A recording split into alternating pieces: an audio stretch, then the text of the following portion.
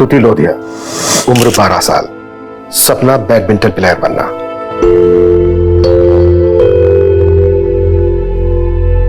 शगुन लोधिया, उम्र 16 साल, सपना फैशन डिजाइनर बनना।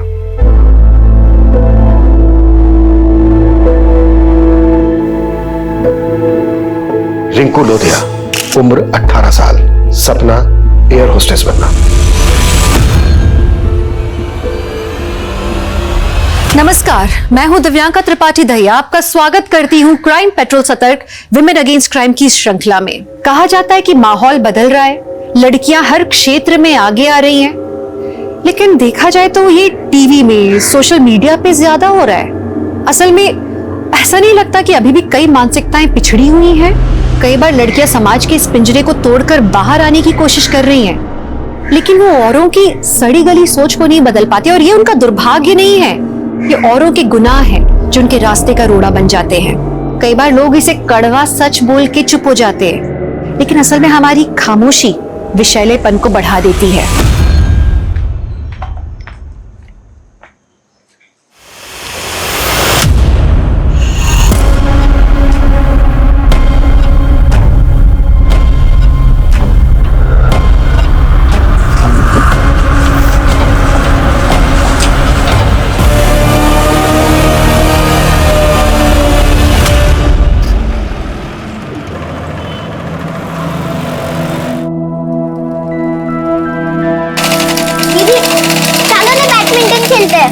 थामनी स्तुति, चलो ना दीदी। क्यों स्तुति? वेट कर, ये वाला डिजाइन तो पूरा हो जाने दे।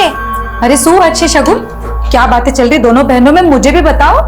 और हाँ, तेरा डिजाइन पूरा हुआ कि नहीं? ये देखो माँ, मैंने यहाँ पर बटन के बदले ये लगा दिया। कैसा लग रहा है? दिखा? वाह शगुन, बहुत सरस। अरे इतना पक्का काम करना सीख लिया तूने इतनी जल्दी। देखना माँ, मैं बड़ी होकर एक दिन बहुत बड़ी फैशन डिजाइनर बनूंगी। ये बड़ा बुटीक होगा मेरा। जरूर होगा बेटा, जहाँ चाह होती ना वहीं राह होती है।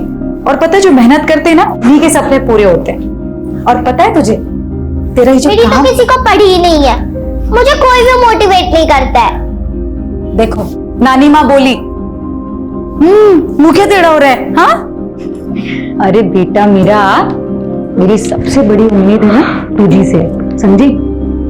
और माँ के लिए तो सारे बच्चे एक बराबर होते हैं, कोई भेदभाव नहीं होता। रिंकू दीदी कहाँ है? बाय। ये तेरे मेरे बीच में ना ये कबाब में हड्डी नहीं चलेगी। लेकिन लव ट्रायंगल वाली स्टोरी ना मुझे बिल्कुल नहीं पसंद, बहुत खून खराबा होता है इसमें। गोपाल देख, अपनी हद में रहे, वरना वरना क्या? देख अब इतने नखरे मत दिखा, तुझे अगवा करना पड़ जाए, समझी? अभी तो सिर्फ थप्पड़ मारा है, आगे से ऐसी हरकत की ना तो जेल मोकली देश, समझे? चलो दीदी। क्या जरूरत थी तुझे उस लड़के को थप्पड़ मारने की? हाँ, अरे ऐसे लोगों से ना बच के रहना चाहिए, ना कि सरेआम तमाशा करना चाहिए। और तू रिंकू आज भी कॉलेज से लेट क्यों? माँ वो, अरे शू थई अनीता, क्यों बच्चियों को डांट रही है तू? क्या बोलूं मैं दीदी आपको, जवान लड़कियों को पालना ना पहाड़ चढ़ने जैसी बात है। आए दिन कुछ ना कुछ करके ही आना है। आज किसी को थप्पड़ मार के आ गए, ये सब क्या है दीदी? डर लगा रहता है मुझे, कहीं कुछ ऊंच नीच हो जाए, कुछ हो जाए तो। अनीता आटली बड़ी चिंता नहीं कर। अरे હું તો ભૂલી જ ગઈ। અરે મુંહ મીઠા કરો सब। अरे बहुत मोटे खुशखबरी छे। खुशखबरी? अरे मेरी बड़ी बेटी राधिका का रिश्ता पक्का हो गया। क्या? मैं दो खाऊंगी। ले ले। अरे वाह दीदी, सच्ची में इतनी अच्छी खबर सुनाई है, बहुत बहुत मुबारक हो आपको। मैं ना दीदी सोच रही हूँ ना, जल्दी से रिंकू के लिए एक अच्छा सा लड़का ढूंढ दो। नहीं? हाँ। क्यों माँ, मैं बाहर लगती हूँ आपको? अरे बेटा, तेरी माँ का वो मतलब नहीं था बेटा। लेकिन मासी, मुझे अभी शादी करनी ही नहीं है, मुझे पहले एयर होस्टेस बनना है। वो सारी चीजें एक तरफ है रिंकू, ठीक है? नहीं माँ, मुझे कुछ नहीं सुनना। मुझे अभी शादी नहीं करनी है, मतलब नहीं करनी है। अरे ये रिंकू रिंकू रिंकू रिंकू दरवाजा खोल।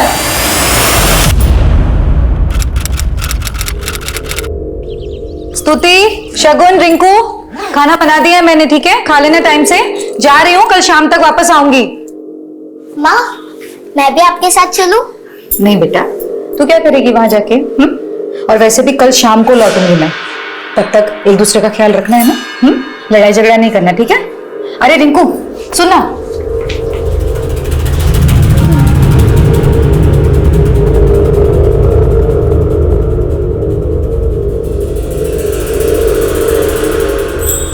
जाने से पहले कोई माँ को बाय बोलेगा या नहीं?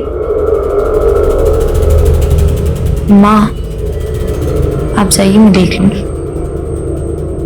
बाय मम्मा। बाय बाय बेटा।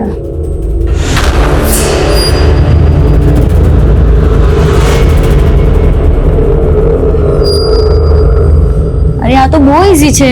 જો 5 ને કેટલા થાય? 6, 4 ને 2 પણ 6, 3 3 પણ 6, 2 ને 4 પણ 6, 1 ને 5 પણ 6, સિમ્પલ 6 6 6। ઈઝી છે ને? ચાલો આપણે નેક્સ્ટ કરીએ। ઓકે,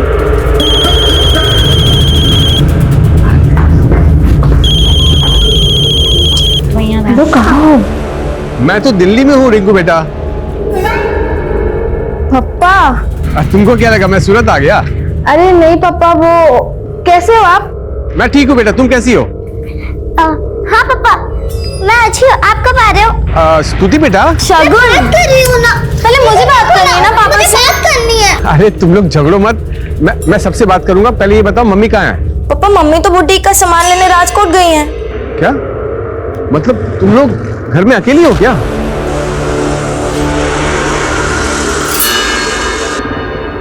देखो तुम लोग ध्यान से रहना, ठीक है? हाँ पापा, आप हमारी टेंशन मत लीजिए।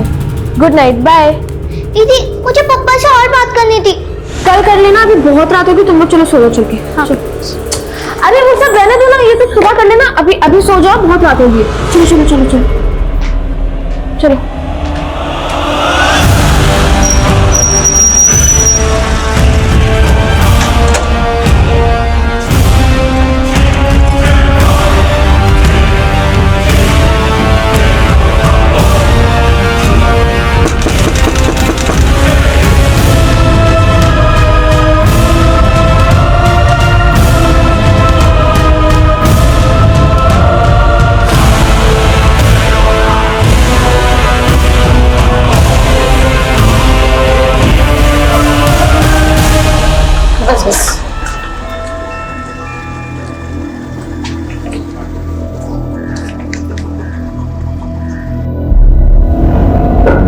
अरे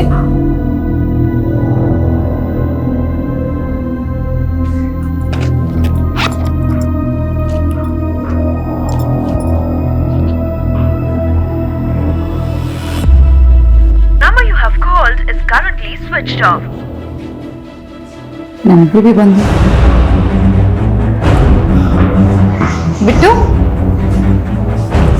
हाँ बेटा स्कूल गए थे आज? अच्छा, ये स्तुति, शगुन दीदी, रिंकू दीदी कहाँ है, कुछ पता है? मालूम नहीं आंटी, लेकिन हाँ जब मैं शगुन दीदी और स्तुति के साथ आ रहा था स्कूल से, तब हमें रास्ते में रिंकू दीदी मिली थी।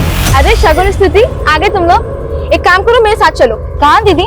अरे वो सब बताती हूँ, एक काम करो, ये बैग में बिट्टू को दे दो, ये घर के बाहर रख देना। तुम लोग मेरे साथ चलो, ये लो, ये ना घर के बाहर रख देना, ठीक है? ये रिंकू कहाँ ले गई इन दोनों को? मुझे नहीं मालूम आंटी।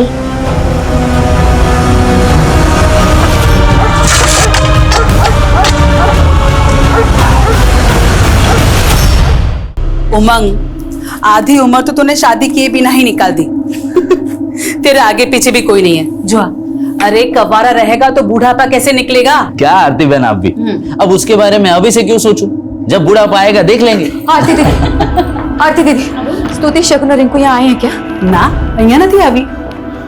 हे भगवान, दीदी ये तीनों लड़कियों का कुछ अता पता नहीं है, पता नहीं कहाँ चली गई। सबसे पूछताछ करके देख ली, लेकिन कुछ पता नहीं चल रहा है। अनीता, आटली बड़ी चिंता नहीं कर, ये समझदार लड़कियां है, कहीं घूमने चली गई होगी, आ जाएगी।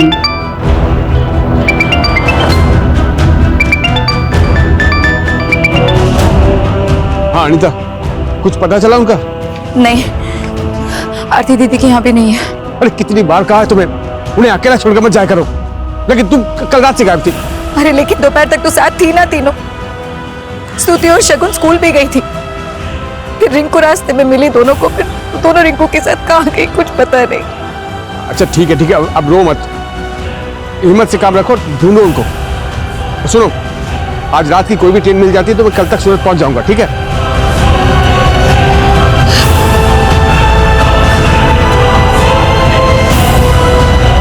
तो यही आपकी बड़ी बेटी रिंकू है ना? आपकी छोटी लड़कियों को यही लेके गई है, इसमें घबराने की क्या बात है? लेकिन सर दोपहर से शाम हो गई, इन लोगों का कोई अता पता नहीं है और रिंकू का फोन भी बंद आ रहा है। हो सकता है तीनों बहनें कहीं फिल्म देखने गई हो और आप लोग यहाँ बेकार में परेशान हो रही हैं। आप लोग घर जाइए, घूम फिर के आ जाएंगी तीनों। नहीं सर, मेरी बेटियां इतनी देर तक मुझे बिना बताए नहीं रहती कभी भी बाहर। लेकिन अभी तो आपने कहा कि कल से आप यहाँ थी नहीं। मैं मेरे काम से बाहर गई हुई थी, लेकिन सर यही तो प्रॉब्लम है, पहले ध्यान रखो मत, बाद में आ जाओ पुलिस को परेशान करने के लिए। अरे इतनी फिक्र थी आपको, छोड़ के गई क्यों थी तीनों को? सड़क पे छोड़ के नहीं गए थे, घर पे छोड़ के गए थे। आप एफआईआर लिखिए हमारी। आवाज नीचे करके बात कीजिए हमसे। ठीक से आप भी बात नहीं कर रहे इंस्पेक्टर, मैं यहाँ वार्ड कमिश्नर के ऑफिस में काम करती हूँ। आप एफआईआर लिखिए हमारी। आप वहां काम करती है, ये तो बहुत अच्छी बात है, लेकिन अभी आप लोग का हो गया है, जाइए यहाँ से। अरे सर, अरे बाप रे, हमारे पास और भी जरूरी सरकारी काम है। क्या बात कर रहे हैं? चलो आते।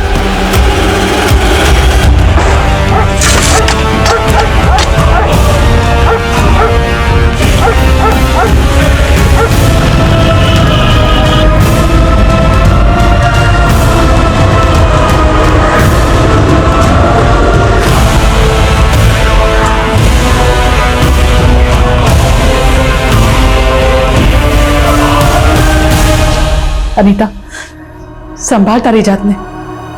अनीता,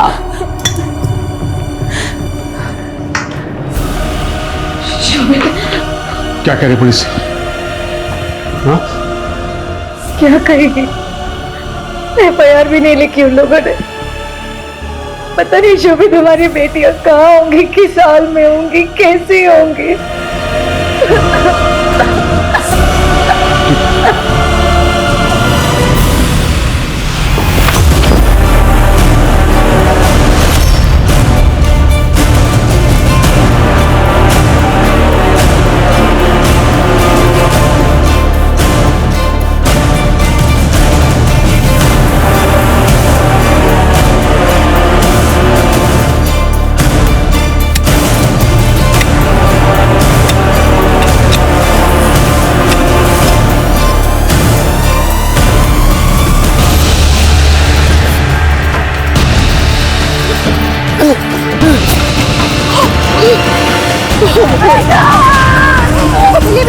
एक मिनट पीछे रहिए, लाश को कोई हाथ नहीं लगा सकता। आप लोगों की वजह से मेरे बेटियों की जान गई है, सारे से भी भगा दिया था आप लोगों ने।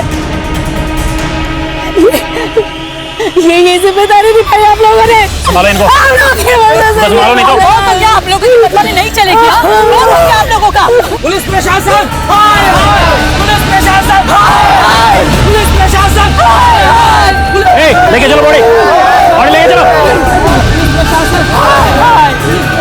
हाय हाय!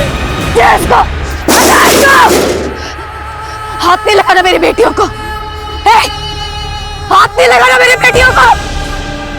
नहीं खो चुके हैं हम।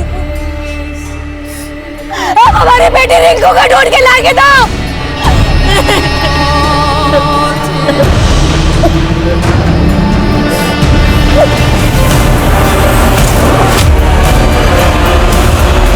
हम अपने सपने पूरे करने के लिए दुनिया से लड़ सकते हैं, अपने हालातों से लड़ सकते हैं। सुती और शगुन भी अपने अटूट हौसले से जीत सकती थी, जिसने इन बच्चियों के सपनों को कुचल के रख दिया। क्या ये कोई बदले की कहानी थी? क्यों हुए ये निर्मम अपराध? इस केस की सुर्खियां न्यूज चैनल्स में, अखबारों में हमेशा की तरह छा रही थी और इन्वेस्टिगेशन टीम को भी बदलकर क्राइम ब्रांच के हाथ में सौंप दिया गया था। लेकिन आमतौर पे इस तरह के जुर्म की कहानियां जद्दोजहद भरी होती हैं, मुश्किलों से इंसाफ मिलता है। हमारे लिए ये जानना बेहद जरूरी है कि रिंकू शगुन और स्तुति को कहां लेकर गई थी, जिसके बाद से रिंकू गायब है और शगुन और स्तुति की लाशें। हम भी तब से ये जानने की कोशिश कर रहे हैं, लेकिन कुछ समझ में नहीं आ रहा है। उस दिन हम यहीं पहुंचे थे शगुन दीदी और स्तुति के साथ। रिंकू दीदी आई और उन्हें लेके चली गई। मालूम करो इस डायरेक्शन में जाते हुए ने किसी और ने देखा है क्या? और अगर कहीं कोई सीसीटीवी मिले तो उस दिन की फुटेज निकालो और चेक करो। Okay ma'am. सर, स्तुति और शगुन को तो हमने खो दिया, लेकिन हमारी रिंकू सही सलामत पहुंचा दीजिए बस हमारे पास। चुप हो जा। हम पूरी कोशिश करेंगे, अपनी पूरी ताकत लगा देंगे आपकी बेटी को ढूंढने में। जब किसी पर शक है आप लोगों के जो आपकी बेटियों के साथ ऐसा कर सकता है?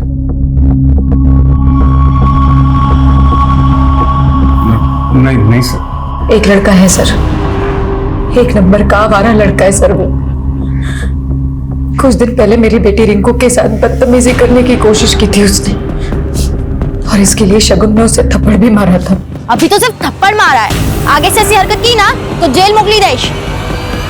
चलो दीदी।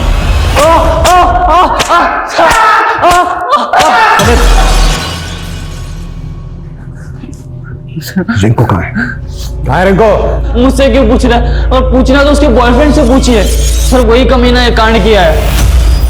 रिंकू का बॉयफ्रेंड कौन? सर नाम तो नहीं पता, पर हाँ रिंकू को उसके साथ बहुत बार देखे। सर रिंकू उसकी बाइक पर बैठ के आती थी, और उसकी बहन शगुन ने जैसे मुझे थप्पड़ मारा था वैसे उस लड़के से भी बहुत चिढ़ती थी। उस लड़के की वजह से दोनों बहनों में बहुत झगड़े होते थे सर। बाय। दीदी, आपने मुझसे बोला था कि आप उस लड़के से कभी नहीं मिलेंगी। आपने मुझसे प्रॉमिस किया था, इसलिए मैंने मम्मी को भी कुछ नहीं बताया। लेकिन क्या शगुन, क्या प्रॉब्लम है तेरी? ये मेरी लाइफ है, मैं किससे मिलूंगी किससे नहीं मिलूंगी मैं डिसाइड करूंगी, तू नहीं समझी? ठीक है, तो मम्मी आपसे बात करेंगी। शगुन मेरी बात सुन। पता करो रिंकू का वाकई में कोई बॉयफ्रेंड है क्या? शबरी गोपाला में घुमा रहा है। Right sir.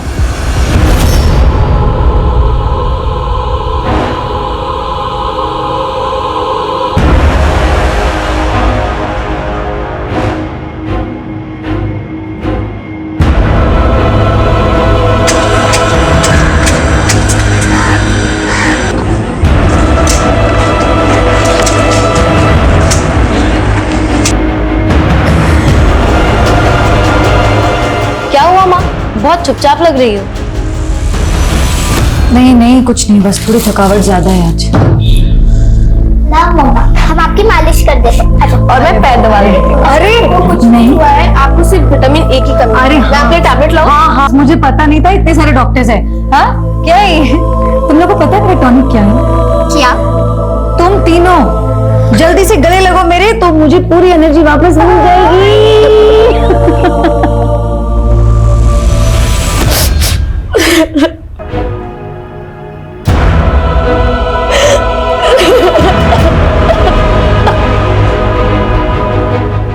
अब रोने से क्या फायदा? पछताने से हमारी बच्चियां तो वापस नहीं आ जाएंगी। मैं उनको यहाँ तुम्हारे भरोसे छोड़कर गया था, लेकिन तुम्हारी लापरवाही की वजह से हमारी बच्चियां। शोभित, तोशी आप भी है। मेरी बच्चों को पैदा करके छोड़ने के अलावा आपने किया क्या उनके लिए? अरे उन्हें जब सबसे ज्यादा आपकी जरूरत थी तब आप नहीं थे उनके पास। आपके गैर जिम्मेदारपन की वजह से मेरी बच्चों ने भुगता। जिम्मेदार आप भी हैं।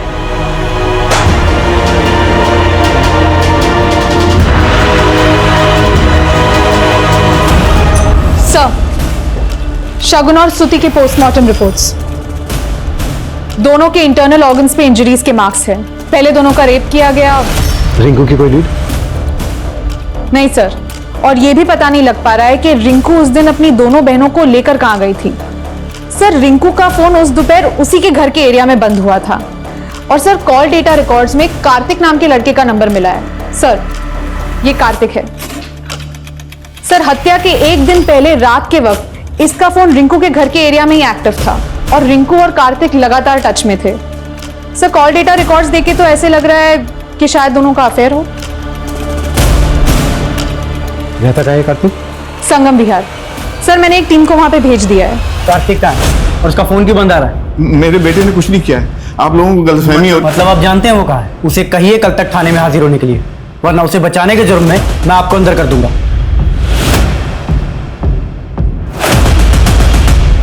क्या ये आप क्या कह रहे हैं सर? नहीं, रिंकू का बॉयफ्रेंड नहीं हो सकता सर। इसका नाम कार्तिक है। रिंकू का और इसका लगभग रोजाना मिलना होता था। आपने इस लड़के को कभी रिंकू या घर के आसपास देखा? नहीं सर, मैंने नहीं देखा इसे। लेकिन शगुन और स्तुति की मर्डर की पहली वाली रात को भी इस लड़के का फोन इसी एरिया में एक्टिव था। सर मुझे सच में कुछ नहीं पता, मैं नहीं जानती, मैंने नहीं देखा कभी, और मैं तो उस रात घर पर भी नहीं थी। जाहिर सी बात है, ये लड़का आपके एब्सेंस में यहां मिलने आया। सर, मैंने इस गोपाल को कार्तिक की फोटो दिखाई। उसका कहना है कि वही लड़का है जिसकी वजह से रिंकू और शगुन के बीच में झगड़े हो रहे थे। और सर, शगुन रिंकू को ये धमकी दे रही थी कि वो उसका ये राज अपनी मां को बता देगी। लेकिन रिंकू की मां का तो कहना है कि उन्हें रिंकू के अफेयर के बारे में कोई भनक तक नहीं थी। सर, हो सकता है कि रिंकू को इस बात का डर था कि शगुन ये राज अपनी मां को बता देगी। शायद इसीलिए कार्तिक और रिंकू दोनों मिलकर भाग गए और उन दोनों ने रिंकू की दोनों बहनों का रेप भी हुआ है। हाँ, एक बार को ये हो सकता है कि कार्तिक की रिंकू की दोनों बहनों पे भी नजर हो। कैसे भी करके हमें इस कार्तिक को ढूंढना होगा। फिलहाल ये कार्तिक इस केस में राजदार नजर आ रहा है।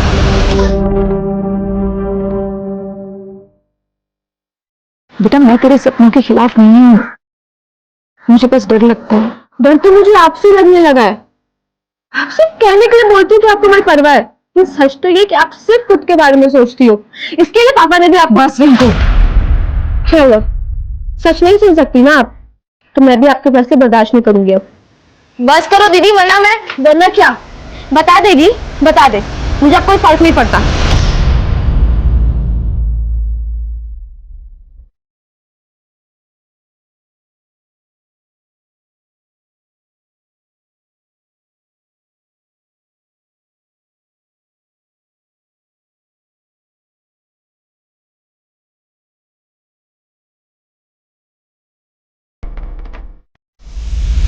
सर, आप लोग खावा का मुझ पर शक कर रहे सर। सर, मैं भागा नहीं था, हूँ तो हमारा मामा ना घरे गए तो सर।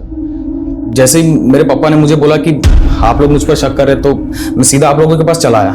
बड़ी सफाई से झूठ बोल लेता है तू। ना सर, वो झूठू नहीं बोलता।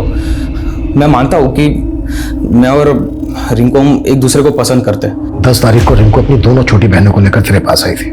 ना सर, रिंकू अपनी दोनों बहनों को लेकर मेरे पास क्यों आएगी? लेकिन 9 तारीख की रात को तो तू रिंकू से मिला था। हाँ सर।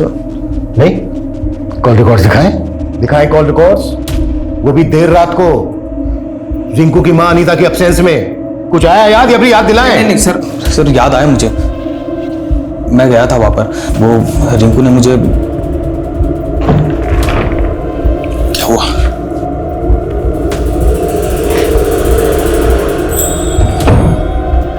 यार रिंकू मुझे इतनी रात को यहाँ पर क्यों बुलाया? कार्तिक, मेरी मम्मी मेरी शादी करना चाहती हैं और शायद राजकोट भी वो मेरे लड़का देखने ही गई हैं। उन्होंने मेरी शादी की ना तो मैं सुसाइड कर लूंगी। एक काम करते हैं, तुम ना मेरे साथ भाग चलो, हम दोनों शादी कर लेते। नहीं कार्तिक, मुझे अभी शादी नहीं करनी है। तो कहा ना मुझे एयर होस्टेज बनना है। आई नो रिंकू, लेकिन तुमने तो मुझे अभी बोला कि तुम्हारी मम्मी तुम्हारी शादी करवाना चाहती है, फिर क्या तुम एयर होस्टेज बन पाओगी? दीदी, मैंने कभी सोचा भी नहीं था कि आप इतने गिर जाओगे। मम्मी के एब्सेंस में आप इसके साथ? वो मेरी बात तो सुनो। कार्तिक, अभी तुम जाओ यहाँ से। रिंकू, अभी तुम जाओ यहाँ से। सर, फिर मैं वहां से चला गया था। उसके बाद क्या हुआ मुझे नहीं मालूम सर, और अगले दिन भी मेरी रिंकू से कोई बात नहीं हुई थी सर। आप चाहे तो चेक कर ही सको। चाहता ये तो प्लानिंग थी तेरी। रिंकू की छोटी बहन शगुन के साथ तेरा 36 का आंकड़ा था, इसलिए रिंकू को पाने के लिए तूने। रिंकू को पाना जरूर चाहता था, लेकिन किसी गुनाह के रास्ते पर चलकर नहीं, बल्कि प्यार से। सर, मारो विश्वास करो तुम, मैं साचू कशु नहीं करूँ। सर, ये कार्तिक तो गोपाल से भी डेढ़शाना लग रहा है। खुद थाने आके अपनी बेगुनाही साबित करने की कोशिश तो नहीं कर रहा। पता करो, हत्या वाले दिन से लेकर अब तक ये कार्तिक था कहां, और गोपाल के खिलाफ कुछ बोला? नहीं सर, ना गोपाल कुछ बोल रहा है ना उसके दोस्त कुछ उगल रहा है। सर, ज्योतिनगर पुलिस को उनके एरिया में रिंकू की लाश मिली।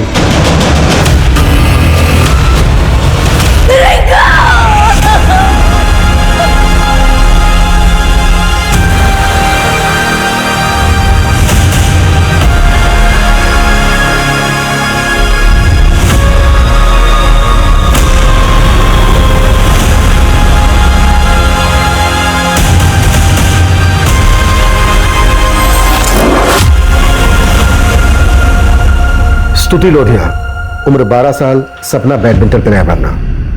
शगुन लोधिया, उम्र 16 साल, सपना फैशन डिजाइनर बनना। रिंकू लोधिया, उम्र 18 साल, सपना एयर होस्टेस बनना। ये तीनों ही लड़कियां बहुत ही एम्बिशियस थी। जिस माहौल में ये पढ़ी बढ़ी, उसके हिसाब से इनके सपने बहुत बड़े थे। हो सकता है किसी को इन बच्चियों के सपनों से जलन हो, इनकी फैमिली से दुश्मनी हो, जो इनका रेप और मर्डर करके निकाली गई। सर लेकिन अनीता और शोभित ने गोपाल के अलावा किसी और पे शक नहीं जताया। यही तो मुझे भी खटक रहा है। जिस तरह से इन तीनों बच्चियों को रेप करने के बाद मारा गया, ये गहरी रंजिश की तरफ इशारा करता है। और अभी तक हम ये तक नहीं पता कर पाए हैं कि रिंकू अपनी दोनों छोटी बहनों को लेकर गई कहां थी। हिरल, हमें इस फैमिली के दोस्त, दुश्मन, रिश्तेदार सबको खंगालना होगा। जी सर।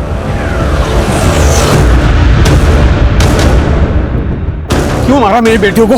हाँ, क्यों मारा मेरी बेटियों को? मुझसे दुश्मनी थे ना, मुझे मारता था। उनका क्या कसूर था? उनको क्यों मारा है? मेरी बेटियों को मारा, क्यों मारा मेरी बेटियों को? सर, मैंने बच्चियों की फैमिली के बारे में पता किया। बच्चियों का फादर शोभित पिछले 8 साल से दिल्ली में रह रहा था और इन 8 सालों में वो कभी वापस लौट के नहीं आया। लेकिन बच्चियों के गायब होने के बाद अचानक से वापस आ गया। और सर, अनीता पास ही के मोहल्ले में अपने ससुराल वालों के साथ रहती थी, लेकिन पिछले 6 साल से वो भी अपनी बेटियों के साथ अलग रह रही है। अनीता ने अपना ससुराल क्यों छोड़ा? कोई खास वजह? सर, मैंने खबरियों को इस काम पे लगाया है, लेकिन सर वजह जरूर कोई बड़ी रही होगी। अनीता की बेटियों के मरने के बाद अनीता के ससुराल वाले एक भी बार उसके पास नहीं गए। ये दोनों पति पत्नी ना अपने अंदर कुछ छिपाकर बैठे, इतनी आसानी से निकलने नहीं देंगे। चलो एक बार अनीता के ससुराल वालों से मिलते हैं। जी सर। अगर मेरे हाथ पैर ठीक होते तो मैं खुद अनीता और शोभित से मिलने चला जाता था, लेकिन बेटा तू तो ठीक है ना, तुझे जाना चाहिए उससे मिलने। अरे पप्पा, प्रवचन देना बंद कीजिए, मुझे कोई परवाह नहीं उन लोगों की। सामना बेटा, तारा मोटा भाई છે, એક વાર જઈ આવો। सुनो, अब बाहर पुलिस आई हुई है।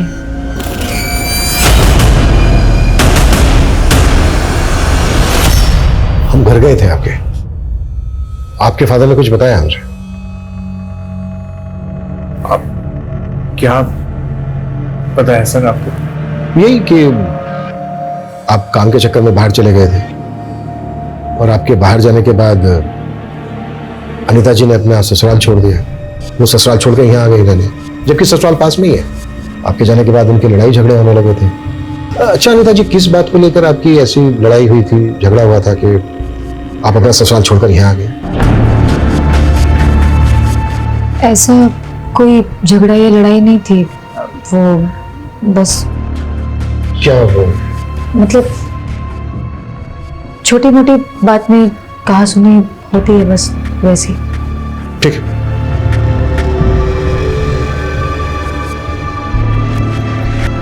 अब जितना यहाँ रुकोगी ये हमारा इतिहास कुरेदते रहेंगे। अब भी वक्त है, चलो मेरे साथ दिल्ली। इन दोनों के हाव भाव को देख के ऐसा लग रहा था कि जैसे दोनों को छिपा रहे हैं हमसे। इन्होंने अपनी 3 बेटियों को खोया है, सख्ती करना तो इनके साथ ठीक नहीं होगा। अपना खबरी नेटवर्क एक्टिव करो। इन दोनों के पास की एक डिटेल चाहिए मुझे। कितनी बार की तुझे कि एडल्ट डायपर पहना करो, लेकिन नहीं, पता नहीं और क्या क्या बकवास झेलना पड़ेगा मुझे इस घर में। ये साफ सफाई करने के लिए आई हूं मैं। अबे मारी नाकना मुझे, मारी डाल, जैसे अनीता के बेटियों को बाद में। क्या क्या बकवास कर रहे हैं आप? कुछ भी बोले जा रहे हैं जो मन में आ रहा है। क्या हुआ? क्या कैटेट लगा रखा है? जो तुम्हारे पापा ने कही थी। देखो लोग देख रहे हैं वहां बात।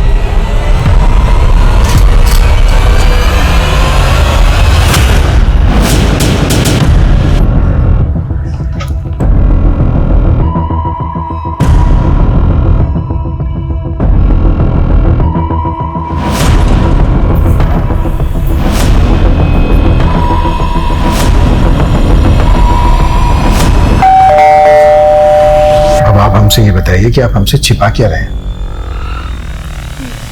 वो सब मैं सब तुझसे डरने वाला नहीं हूं मैं। ये बोझ लेकर मरूंगा भी नहीं, सब कुछ सच सच बता दूंगा मैं। रामचरण जी, आपको किसी से डरने की जरूरत नहीं है। आप सच बोलिए, पुलिस आपके साथ है। अनीता ने मेरी बहुत सेवा की थी सर, इसलिए मैंने सोचा था ये सब कुछ अनीता और उसके बेटियों के नाम कर दूंगा। लेकिन शोभित के दिल्ली जाने के बाद अनीता और उसकी दोनों बेटियां इनकी नजर में चुभने लगी थी। चुप कर, पहले भी उनके खाने में जहर मिलाकर उन्हें मारने की कोशिश की थी तुमने। अरे शू थयो, बच्चे इतनी वोमिट क्यों कर रही है? मैंने नहीं खबर, जाके पूछ लो क्यों अरे बेटा क्या हुआ बेटा?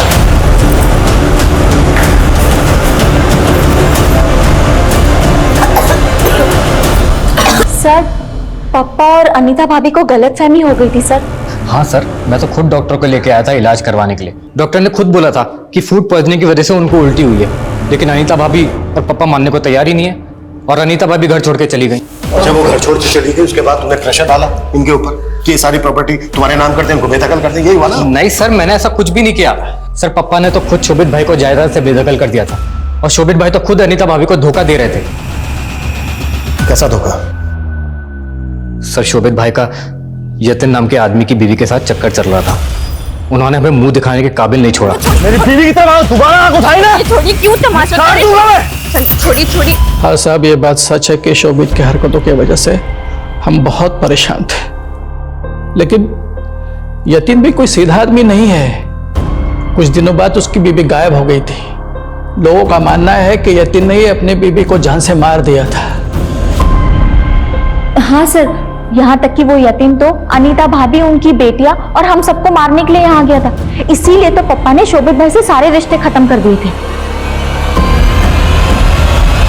सुनो अनीता, जल्दी करो। हाँ, 4 घंटे के बाद दिल्ली की ट्रेन है। मैं एक काम निपटा के आता हूँ, तुम पैकिंग करके रेडी रहना, ठीक है? सर, अनीता ने हमें बताया कि शगुन और स्तुति के मर्डर के एक दिन पहले वो राजकोट में थी, लेकिन उसका फोन तो बड़ौदा में एक्टिव था। What? जी सर। और सर, अनीता को एक उमंग नाम के आदमी का अक्सर कॉल आता था और सर, उमंग की फोन की लोकेशन अनीता के साथ बड़ौदा में ही एक्टिव थी। ये उमंग है कौन? सर, उमंग अनीता की बड़ी बहन आरती के यहाँ पे काम करता है।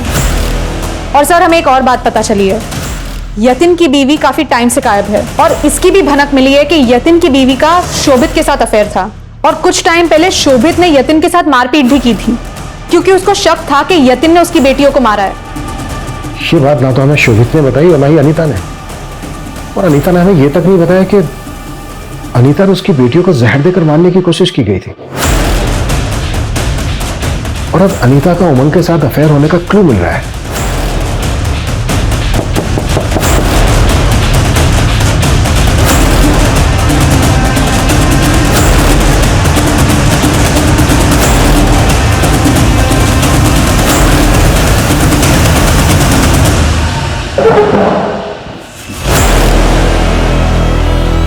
तुम दोनों के बीच रिश्ता क्या है?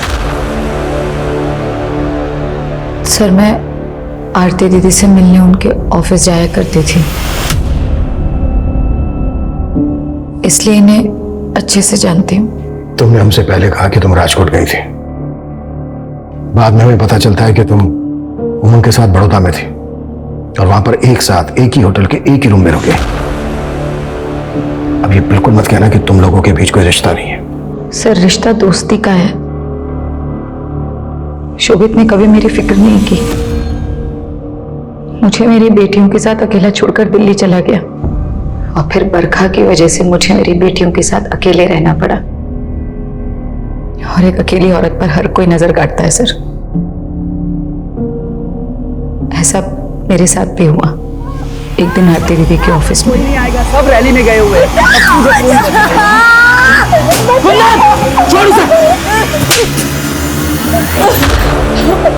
और फिर उमंग जी ने मुझे बचाया।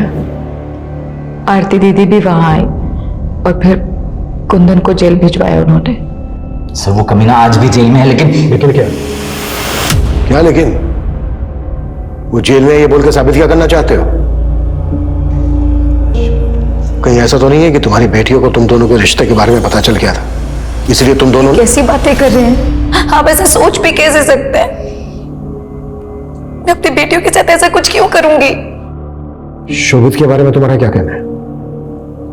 शोभित का यतिन की बीवी के साथ अफेयर था? मुझे ऐसा लगता था, लेकिन शोभित हमेशा ये कहते कि उनका कोई चक्कर नहीं था। लेकिन उन्हें शक था कि यतिन ने कहीं मेरी बेटियों को। शोभित का है भैया?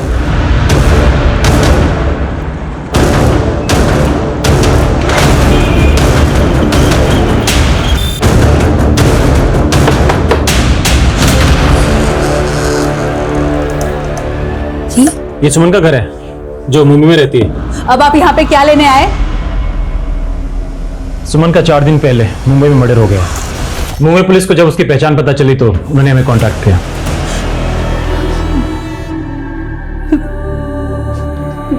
ये सब अचानक कैसे हो गया?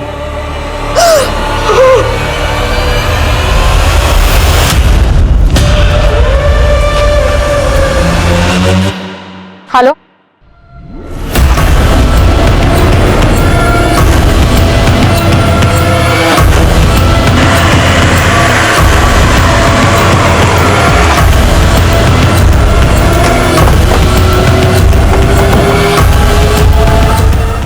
सर, शोभित के बारे में सारी इंफॉर्मेशन निकाली है मैंने। शोभित दिल्ली के भजनपुरा इलाके में रहता है अपनी दूसरी बीवी के साथ। दूसरी बीवी? जी सर। और सर ये दूसरी बीवी और कोई नहीं बल्कि यतिन की वाइफ प्रभा है। और सर अनीता की मर्डर वाली रात शोभित ने दिल्ली जाने वाली ट्रेन पकड़ी थी। शोभित को यहाँ उठा के लाओ। प्रदीप, उमंग, यतिन, इन सबको हाजिर करो। इन सबके पास अनीता की बेटियों को मारने का मोटिव है। इन सबसे सख्ती से पूछताछ करनी होगी। तुझे पता था कि शोभित तेरी बीवी प्रभा के साथ दिल्ली में रह रहा था, तो तूने उसके पूरे परिवार को यहाँ खत्म कर दिया? नहीं मैडम, मारना होता तो मैं शोभित तो प्रभा को मारता। उनके परिवार से मेरी क्या दुश्मनी थी? सर मेरी बेटियों के साथ जब ये हादसा हुआ तो मैं यहाँ था भी नहीं सर, मैं तो दिल्ली में था सर। देखिए मैडम, मेरा इससे कोई लेना देना नहीं है। मैंने तो बस इंसानियत के नाते अनीता की मदद की थी। माना कि मैंने अनीता और उसकी बेटियों का हक छीना है, लेकिन मैंने उसे मारा नहीं है। सर एक इन्फॉर्मेशन मिली है, अनीता की बड़ी बहन आरती की बेटी सुमन का मुंबई में मर्डर हुआ। व्हाट? जी सर। सर सुमन आरती की छोटी बेटी है और मुंबई में मेड का काम करती थी। यहाँ अनीता और उसकी 3 बेटियों का मर्डर हो जाता है और वह मुंबई में अनीता की ही बड़ी बहन आरती की बेटी का मर्डर होता है। इन दोनों केसेस में कोई कनेक्शन तो नहीं है? मुंबई पुलिस से कांटेक्ट करो। सुमन मर्डर केस की एक डिटेल चाहिए मुझे। Right sir.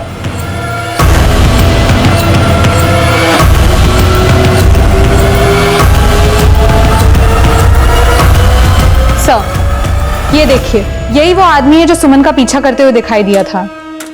इस आदमी की फोटो अनीता और उसकी बेटियों से जुड़े सभी लोगों को दिखाओ। पता करो उनके साथ इसका कोई कनेक्शन है क्या? जी सर।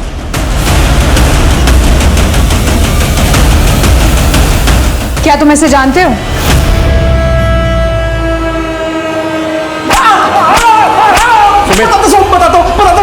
बताता हूँ साहब, मैंने कुंदन भाई के कहने पर सुमन को मारा था साहब।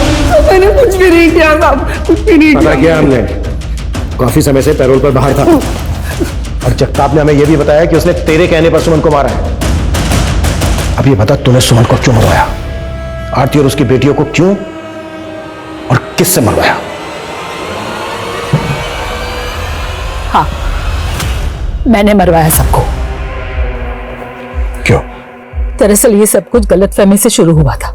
शोभित ने शहर में उमंग को बताया कि उसे एड्स है और उमंग ने मुझे आके बताया, तो मैंने उमंग को मना किया किसी को भी ये बात बताने के लिए, क्योंकि मेरी बड़ी बेटी राधिका की शादी तय हो चुकी थी और मैं नहीं चाहती थी कि किसी को भी ये बात पता चले।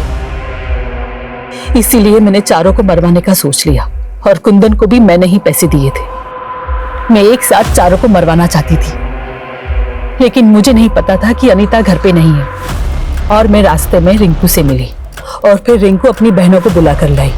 फिर मैं उन लड़कियों को आगे ले गई जहां मैंने उन लड़कियों को कुंदन के हवाले कर दिया, लेकिन कुंदन ने उनका रेप भी किया और बड़ी बेटी को अपने पास रख लिया अय्याशी की। और फिर मेरे डांटने पर कुंदन ने रिंकू को भी मार डाला और उसके बाद अनीता को भी मरवाया। अपनी खुद की बेटी सुमन को क्यों मरवाया? कि शोभित की एड्स की बात छुपाने के लिए मैंने ही लड़कियों को मरवाया था, लेकिन मुझे डर था कि सुमन किसी के सामने अपना मुंह ना खोल दे। एक औरत, एक मां के नाम पर बदतुमा दाग हो तुम मेरी नजर में। वो जीवन ही क्या जो डर डर के जिया जाए। कुछ परिस्थितियां ऐसी होती है जिसके आगे इंसान बेबस होता है, जैसे HIV, एड्स। अगर इंसान को बात बात पे समाज से बहिष्कार का डर रहेगा तो आमतौर पे वो उसे छुपाने के लिए गलत रास्ते पे ही अग्रसर होगा। ये गलत मानसिकता ही असल में सबसे बड़ी बीमारी है जो एक साधारण सी औरत आरती को इतना बड़ा क्रिमिनल बना सकती है। लेकिन इस पागलपन से आरती को क्या मिला? उम्र भर की कैद। हमें इस बीमार मानसिकता से खुद को बचाना होगा। क्यों? क्योंकि मानसिकता बदलेगी तभी समाज बदलेगा। जी गिरीश पाठक जी क्या जो लाइन है? अरे अरे सर रुकिए तो सही। किया क्या इन्होंने? बलात्कार और खून। नमस्कार, मैं दिव्यांका त्रिपाठी दहिया क्राइम पेट्रोल सतर्क विमेन अगेंस्ट क्राइम की श्रृंखला में आपका स्वागत करती हूँ। आज दुनिया बहुत तेजी से आगे बढ़ रही है। औरतें भी बाहर निकलकर काम कर रही हैं, प्रगति कर रही हैं, पर औरतों के साथ हो रहे क्राइम्स भी उतने ही इजाफे पर हैं। सोचिए, जब एक बेटी जन्म लेती होगी तो औरतों के साथ हो रही इन जुर्मों की कहानी को देखकर एक माँ के दिल में कितनी दहशत पैदा हो जाती होगी। औरतों के साथ हो रहे रेप, अत्याचार और मॉलेस्टेशन को देखते हुए कुछ परिवार अपनी बच्चियों को बचाने के लिए किसी भी हद तक जाने को तैयार हो जाते हैं। हमारी आज की कहानी मीरगंज, उत्तर प्रदेश की है, जहां एक परिवार ने अपनी बेटी को बचाने के लिए कुछ एक्सट्रीम कदम उठाए, पर उसका अंजाम वैसा था नहीं जैसा उन्होंने सोचा था।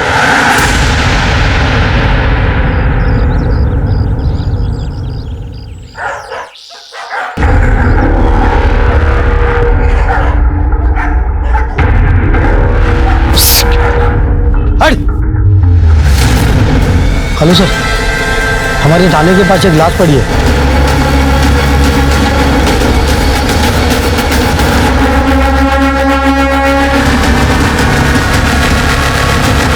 लड़की की उम्र कुछ 15-16 साल की ही है। सर राहुल जरा आसपास चेक करो। सर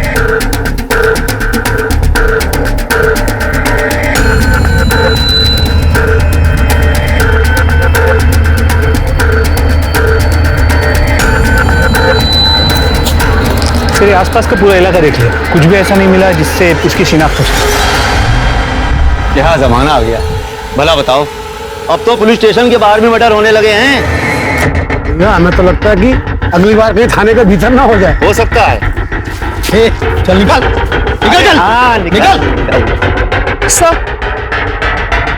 सर लड़की की हालत देख के लगता है इसके साथ रेप हुआ। बॉडी को पोस्टमार्टम के लिए भेजो और सारी मिसिंग कंप्लेंट देखो, शायद लड़की की कोई डिटेल्स मिल जाए।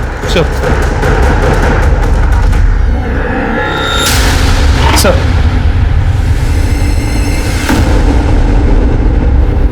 क्या हुआ सर?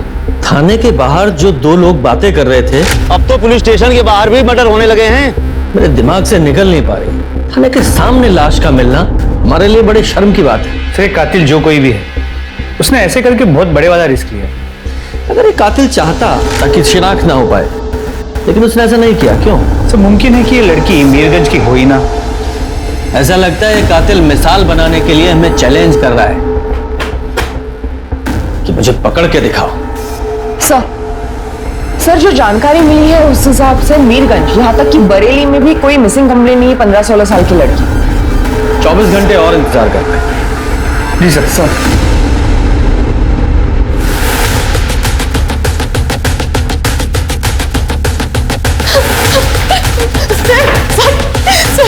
हमारा बेटा धीरज कल से लापता है सर। उसे ढूंढ दीजिए सर। ठीक है आप लोग बैठ जाइए, पहले बैठ जाइए। उसे नहीं मिले सर। साहब हमारा नाम मुकेश मिश्रा है और ये हमारी पत्नी सुमन। हम लोग गोमती नगर में रहते हैं। हमारा 12 साल का एक बेटा है धीरज। ये उसका फोटो है साहब, ये कल से लापता है साहब।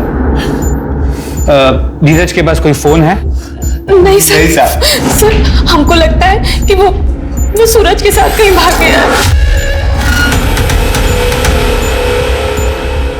कौन सूरज? सर एक मिनट, क्या आप सूरज गौड़ के बारे में बात कर रहे हैं? हाँ हाँ, आप सूरज को कैसे जानते हैं? सर ये देखिए, सूरज गौड़ की माँ सरोज गौड़ कल रात को 3 बजे यहाँ पे आई। साहब, हमारा बेटा सूरज आज शाम को 6 बजे मार्केट के लिए निकला था कुछ सामान लाने के लिए। अभी तक लौटा नहीं है। हमने सब जगह ढूंढ लिया। आप मदद कीजिए, कहीं उसके साथ कुछ। देखिए आप शांत रहिए, अपने दोस्तों के साथ कहीं गया होगा। लेकिन साहब, उसका तो बस एक ही दोस्त है, हमारे पड़ोसी का बेटा धीरज। सूरज के पास कोई मोबाइल है? नहीं। उसकी कोई फोटो?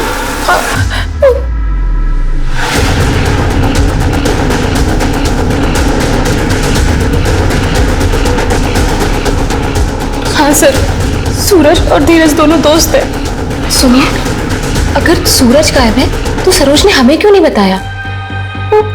हमें भी तो यहाँ पे ला सकती थी ना। बताना तो चाहिए था। अच्छा, ये धीरज जा कहाँ सकता है? आपने अपने रिश्तेदारों से या उसके दोस्तों से पूछा है? हाँ साहब, हमने अपने रिश्तेदारों को फोन लगाया। वो दिल्ली और लखनऊ में रहते हैं, लेकिन उनको भी कुछ नहीं मालूम। साहब, सूरज और धीरज दोस्त थे और सूरज भी गायब है, तो हो सकता है दोनों साथ में ही हो। घर में कोई बात हुई थी? कोई लड़ाई, कोई झगड़ा या कोई अनबन जिस वजह से धीरज ने घर छोड़ दिया हो? नहीं सर, ऐसी कोई बात नहीं हुई। अपने बेटे की फोटो और सारी डिटेल्स इनके पास लिखवा दीजिए। सर, इसकी कहीं भी कोई मिसिंग कंप्लेंट नहीं मिली। सर, एक लीड है। इस लड़की के कुर्ते पर एक टेलर का टैग, सत्यम टेलर्स, और इसी नाम का टेलर शॉप आनंद नगर बाजार में भी है। इसका मतलब ये लड़की किसी आसपास के एरिया की है। जरा इस टेलर से बात करो।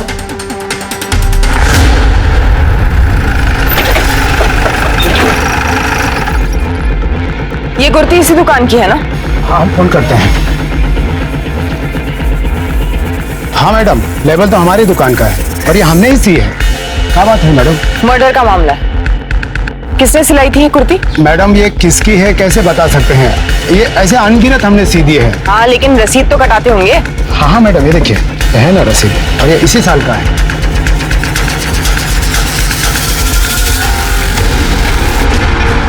सीसीटीवी है? अब मैडम, इस मंदी में न तो हमारा खर्चा निकल पाता है, ना हमारे ये जो कारीगर है उनका। कहाँ से लगाएं सीसीटीवी कैमरा? सीसीटीवी अनिवार्य हुआ है, पता है ना तुमको? जल्द से जल्द लगाओ, जरूरी है। कैसे एक्सप्लेन करेंगे ऊपर तक कि जिस लड़की की लाश थाने के सामने मिली है अब तक नहीं कर पा रहे हम लोग। हमारे मुंह पर बहुत बड़ा तमाचा है ये। आखिर वो लड़की है कौन?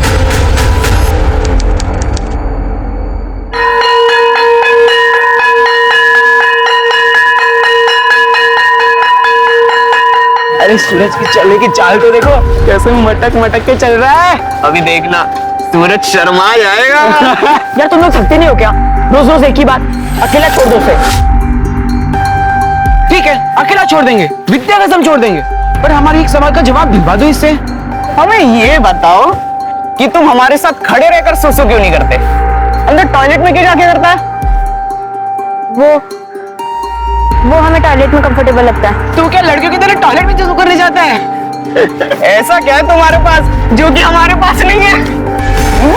छोड़ो उसे, परेशान मत करो। अमित भैया, पंकज भैया, वो लोग फिर उसे छेड़ रहे। हटो। चलो, बस हो गया, निकलो अभी। सूरज, अरे ये तो भागता भी लड़कियों की तरह है। चल यार।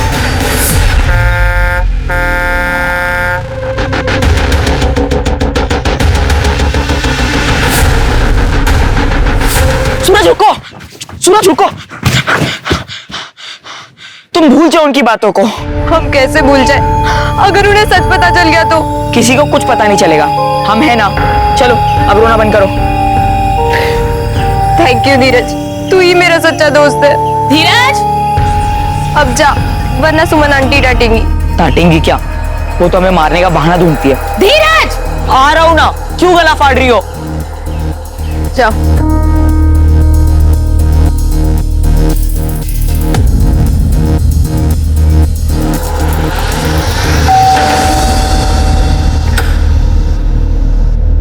आ गया हमारा बेटा, आजा।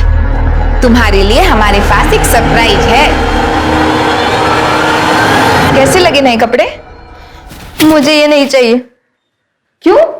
क्या हुआ? कितने अच्छे तो हैं। क्या हुआ? माँ हम ये नहीं है। आखिर कब तक हम लड़का होने का नाटक करते रहेंगे? और आप कब तक हमें ये टाइट बनियान पहना के मेरी सच्चाई छुपाती रहोगी? माँ छाती दुखता है, हमें सांस लेने में तकलीफ होती है। और तो और स्कूल के लड़के भी नोटिस करते हैं कि हमारी बॉडी उनकी बॉडी से अलग है। हमें ये हवा छूने की कोशिश करते हैं, मेरी टांग खींचते हैं। माँ हमसे ये लड़का बनने का नाटक अब और नहीं होता। बस कुछ महीनों की और बात है। तुम जैसे ही 16-17 साल की हो जाओगी ना, एक अच्छा सा लड़का देखकर तेरी शादी करवा देंगे। बस कुछ समय और बर्दाश्त कर ले बेटा। माँ और अगर हम खुद लड़का पसंद कर ले तो? तुमको कोई लड़का पसंद है?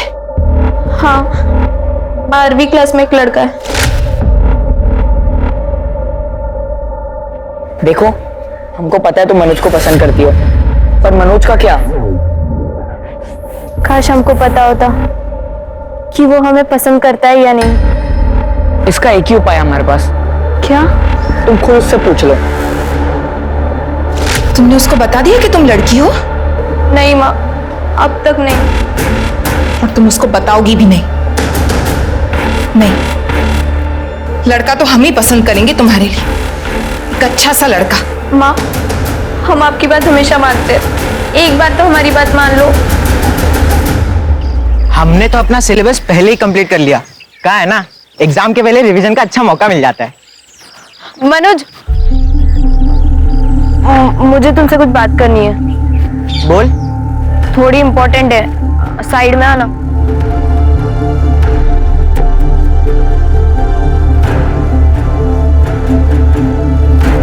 तुम्हें कुछ बोलना है या नहीं? हमारा टाइम वेस्ट ना करो। मनोज,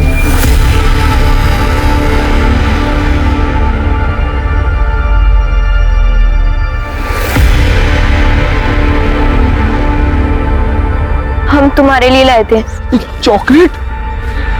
मनोज भैया, अब तो हमें लगता है कि ये तो तुम्हारा चुम्मा भी लेकर रहेगा।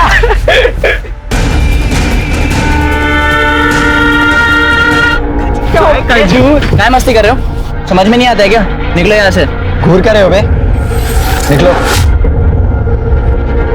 चल यार, एक खजूर देख लेंगे। अबे सूरज, एक बात बता, ये जो तुम मनोज जैसे लड़कों को खुलेआम चॉकलेट देते फिर रहे हो, इससे लोग तुम्हें खजूरी बोलेंगे। हम लड़की है, लड़की। हम जिसे पसंद करते उसे कुछ कह भी नहीं सकते, क्योंकि हमारी माँ ने हमारे साथ। धीरज,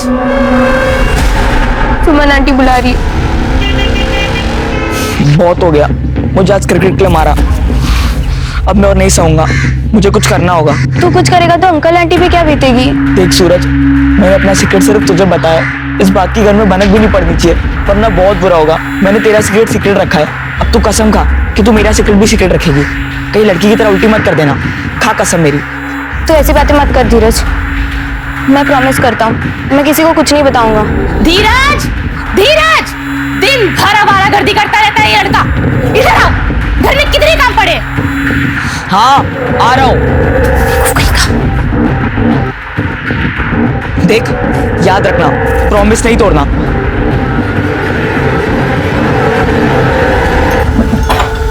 अरे तुम्हारे पास ही आ रहे थे, ये लो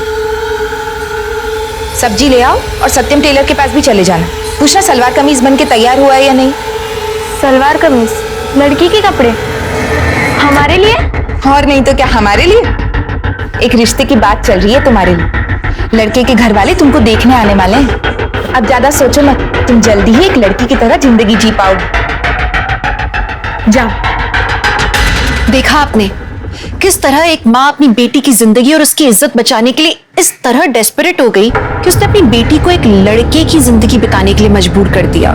खैर, पुलिस सूरज और धीरज को बेसब्री से ढूंढ रही थी, रेलवे स्टेशंस पर, बस स्टैंड्स पर, इस बात से पूरी तरह से अनजान कि उनमें से एक लड़की है, लड़का नहीं। इसी बीच उस मिस्ट्री गर्ल की पोस्टमार्टम रिपोर्ट आई जिसमें 2 लोग के सीमन सैंपल मिले और एक इस्तेमाल किया हुआ कॉन्डम मिला। इसका मतलब यह है कि उसके साथ 3 लोगों ने रेप किया था और उसके नाखूनों में स्किन के ट्रेसेस भी मिले। मतलब उसने अपने आप को बचाने की कोशिश की, खास करके तब उस मिस्ट्री गर्ल की लाश मिले हुए 3 दिन हो गए थे और अभी तक किसी ने भी उसके लिए मिसिंग कंप्लेंट नहीं की थी। इसलिए पुलिस ने सोचा कि 5 जनवरी की रात से लेकर 6 जनवरी के सुबह तक का डम डेटा निकाला जाए।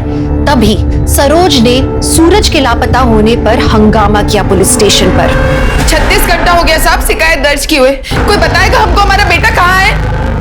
मैडम तहकीकात चल रही है, जैसे ही कुछ पता चलेगा आपको कॉल करेंगे। हमको बस हमारा बेटा चाहिए। अगर उसको कुछ हो गया तो जब तक आप उसको ढूंढ के नहीं लाते हम यहाँ से कहीं नहीं जाएंगे।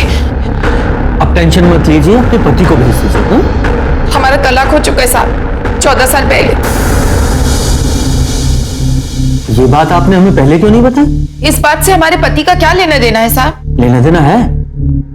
आप उनका नाम और डिटेल्स बताइए। उनका नाम महेंद्र गौड़ है, बरेली में रहते हैं। सूरज अपने पिता से मिलता था? कभी कभी। आपने पता किया कहीं वो उनके पास तो नहीं चला गया? तो हमारा सूरज उनके पास कभी नहीं जाएगा साहब, पता नहीं कहाँ चला गया। जैसे ही कुछ पता चलेगा आपको इन्फॉर्म करेंगे। हाँ? अब आप जाइए। जब तक आप उसको ढूंढ के नहीं लाते हम यहीं रहेंगे। पूजा चलिए चलिए। शर्मा तुम महेंद्र गौड़ से जाके मिलो और सूरज की इंफॉर्मेशन उसके दोस्तों और पड़ोसियों से निकालो। सर, मैडम सूरज और धीरज दोनों एक साथ ही उठते बैठते थे, अच्छे दोस्त थे। बाकी सूरज किसी से ज्यादा बात नहीं करता था। सूरज ने हमें प्रपोज करने की कोशिश की थी, स्कूल में सबको पता है, और स्कूल में सबके सामने हमें शर्मिंदा कर दिया। सब उसे खजूर खजूर चिढ़ाते थे। मैडम सरोज के पति को हमने कभी देखा नहीं, लेकिन एक आध बार उससे पूछा तो उसने कोई जवाब ही नहीं दिया। बड़ा ही अजीब लड़का था, स्कूल में सब मजाक उड़ाते थे उसका। कई बार धीरज के कहने पे हम दोनों ने उसकी मदद भी की थी। मैडम सूरज और धीरज ना दोनों ज्यादा से ज्यादा साथ में रहते थे, इसलिए वो धीरज पे बहुत गुस्सा भी करती थी और मारती भी थी उसको। लेकिन धीरज सूरज का हमेशा साथ देता था, और अगर ये दोनों गायब हुए हैं तो साथ में ही होंगे। हाँ साहब, हमारा ही नाम महेंद्र गौड़ है, लेकिन सरोज से हमारा कोई बेटा नहीं है। पर आपकी पत्नी सरोज ने अपने बेटे सूरज की मिसिंग कंप्लेंट फाइल की है। सूरज? नहीं साहब, अगर वो हमको बेटा दी होती तो हम उसको छोड़ के दूसरे से ब्याह काहे करते, बताइए आप। दरअसल 16 साल पहले हमारी उसके साथ एक बेटी हुई थी, फिर हमने उसको छोड़ के दूसरे से ब्याह कर लिया। हाँ, अगर किसी और से उसका कोई बेटा है तो हमको नहीं मालूम। तो लड़की का नाम सजनी था और अब तक उसकी उम्र लगभग 16 साल की होनी चाहिए थी, और सरोज को महेंद्र से कोई दूसरा बच्चा भी नहीं था। जी सर, पर सरोज ने भी कोई दूसरी शादी नहीं। ये जरा सूरज का फोटो दिखाना।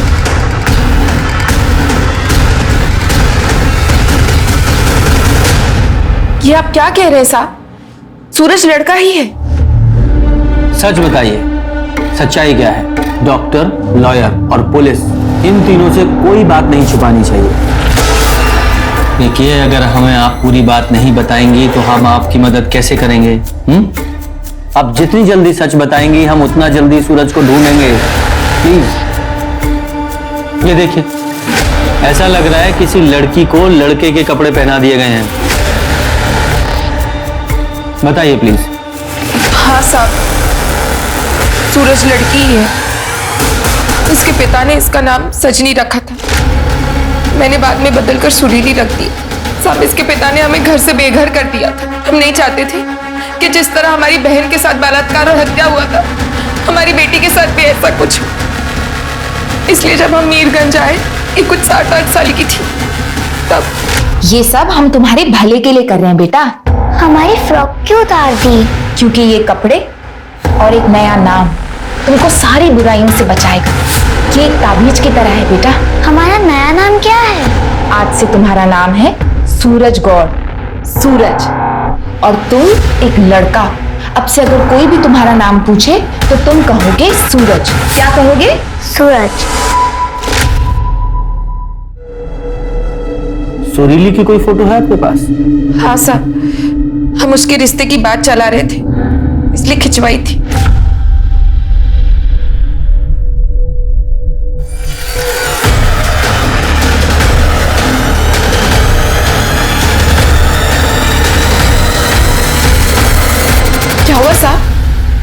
आप लोग ऐसे क्यों देख रहे हैं? हमें पता है सुरीली कहाँ है। ये कैसे हो सकता है? ये नहीं हो सकता। इसे सबसे बचाने के लिए तो हमने इसे सूरज बनाया था। ये नहीं हो सकता। ये नहीं हो सकता।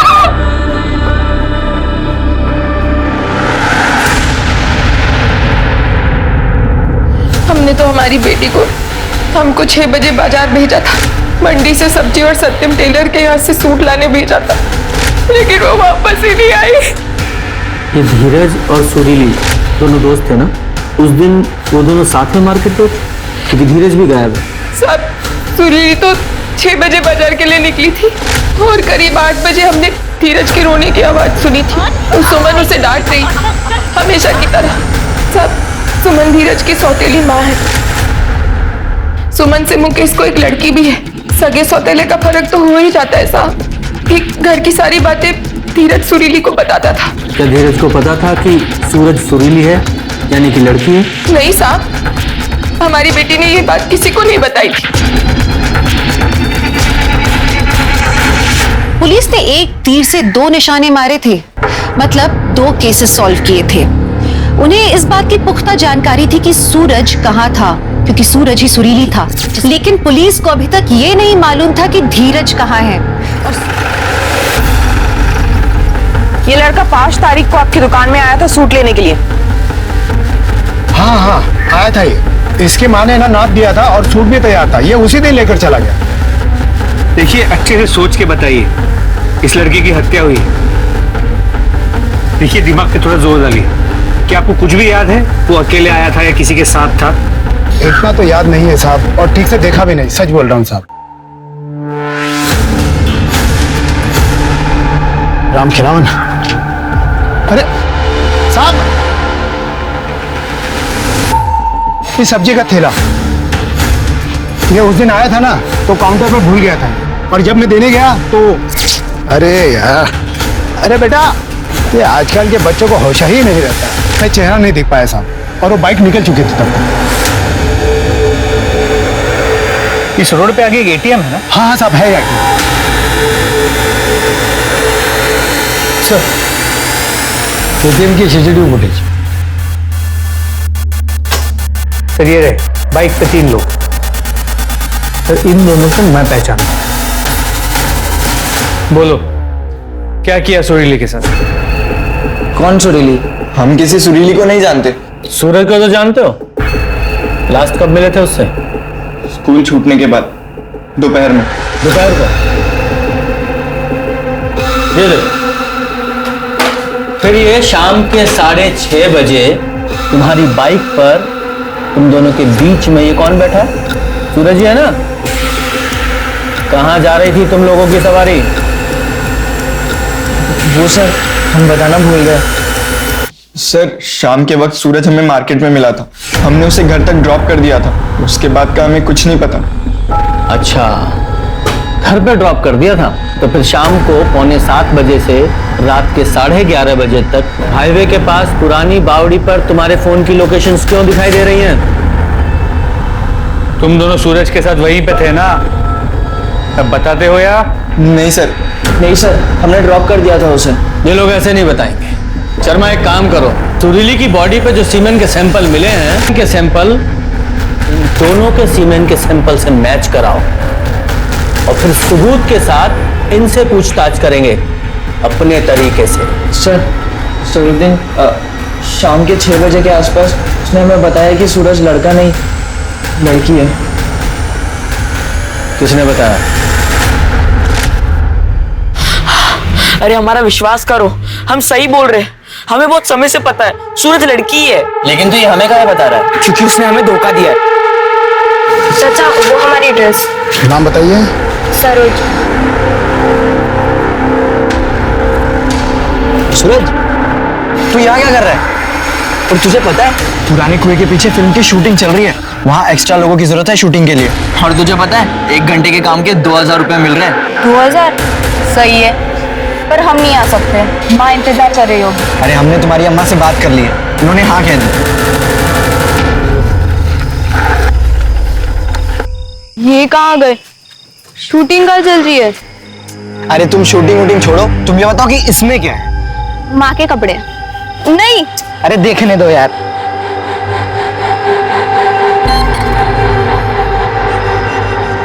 ये तो सलवार सूट है और तुम्हारी अम्मा तो साड़ी पहनती है ना? हाँ वो देख,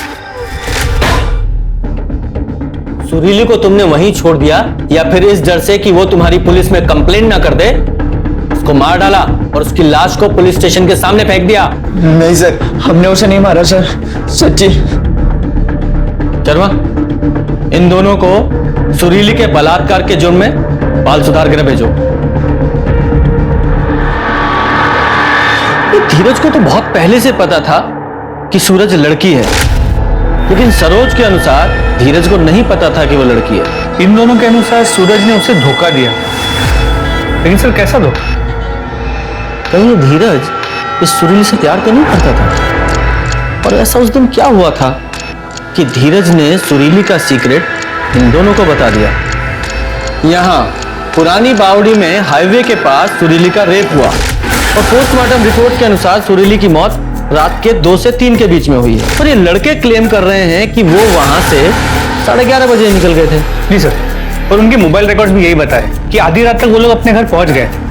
अगर ये मान ले कि इन दोनों लड़कों ने उसका मर्डर नहीं किया और रेप होने के बाद सुरीली हमारे थाने की ओर पैदल ही चली, तो उसे लगभग 1 घंटा लगना चाहिए या ज्यादा से ज्यादा 2 घंटे, यानी 1:30 बजे तक, यानी सुरीली की मौत से आधे घंटे पहले तक। यस, तो फिर सुरीली के साथ आधे घंटे में क्या हुआ? पुलिस जल्द से जल्द इस केस के तह तक पहुंचना चाहती थी। उन्हें यह तो मालूम चल गया था कि सुरीली के बॉडी में जो सीमेंट सैंपल्स मिले वो अमित और पंकज के थे, पर सुरीली का तीसरा रेपिस्ट जिसने कॉन्डम का इस्तेमाल किया था वो अभी तक एक मिस्ट्री बना हुआ था। पुलिस ने पुलिस स्टेशन के आसपास का जो डंप डेटा निकाला उससे उन्हें पता चला कि वहां पुलिस कर्मचारियों के अलावा रात के 2 से 3 बजे के आसपास 4 और लोग मौजूद थे। इनमें से 2 नंबर्स तो सिर्फ कुछ ही सेकंड्स के लिए विजिबल थे। इसका मतलब यह था कि वो ट्रैवल मोड पे थे, वहां से बस गुजर रहे थे। तीसरा नंबर सरोज का था क्योंकि वो वहां कंप्लेंट फाइल करने आई थी, और चौथा नंबर किसी गिरीश पाठक का था। रीमा जल्दी करिए, हमें लेट हो रहा है। नहीं, थोड़ा पानी दीजिए। आ गई महारानी। घर का सारा काम होने के बाद इसकी छुट्टी तो आज हम करते हैं। जी गिरीश पाठक जी, चलिए, बचा हुआ खाना हमारे साथ थाने में गई है। लेने। अरे अरे सर रुकिए तो सही। क्या इन्होंने? बलात्कार और खून। नहीं, हमारे पति ऐसा कुछ नहीं कर सकते। 6 तारीख को इन्होंने एक 16 साल की लड़की का बलात्कार और खून किया है, वो भी हमारे थाने के पास। जल्दी बता, टाइम वेस्ट मत कर। सर, उस रात हम काम से लौट रहे थे अपनी कार में। अंकल प्लीज मेरी मदद कर दी प्लीज। क्या हुआ बेटा? हमारे 2 दोस्तों ने और वो ट्रक अंकल ने हमारे साथ बहुत गलत किया है, प्लीज हमें घर पहुंचा दीजिए। आप घबराओ नहीं, आप गाड़ी में बैठो, चुप हो जाओ, पानी पियो।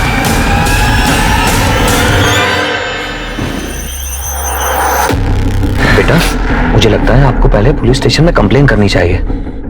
आप घबराओ नहीं, कोतवाली यहाँ से सिर्फ 1 किलोमीटर दूर है, हम अभी पहुंच जाएंगे। कहाँ हो? कब तक आओगे? रीमा, हम तो ओवर टाइम कर रहे थे, हमें थोड़ा लेट होगा। आजकल बहुत ओवर टाइम करने लगे हो। सही सही टाइम बताओ, कब तक आओगे? रीमा, हमको तकरीबन 1 घंटा लग जाएगा। और हेलो रीमा, बेटा ये बैरिकेड के आगे, थोड़ा आगे ही पुलिस स्टेशन है, आप वहां जाओ और उनसे कहो कि आपकी कंप्लेंट नोट करें और आपके पेरेंट्स को भी फोन कर दें। नहीं अंकल, प्लीज आप भी चलो ना। हम पहले ही लेट हो चुके हैं, हम आपके साथ नहीं जा पाएंगे। प्लीज चलिए ना अंकल। अच्छा ठीक है, आप एक काम करिए, आप अंदर जाइए, आप जब तक अंदर नहीं पहुंचते हम यहीं खड़े रहेंगे।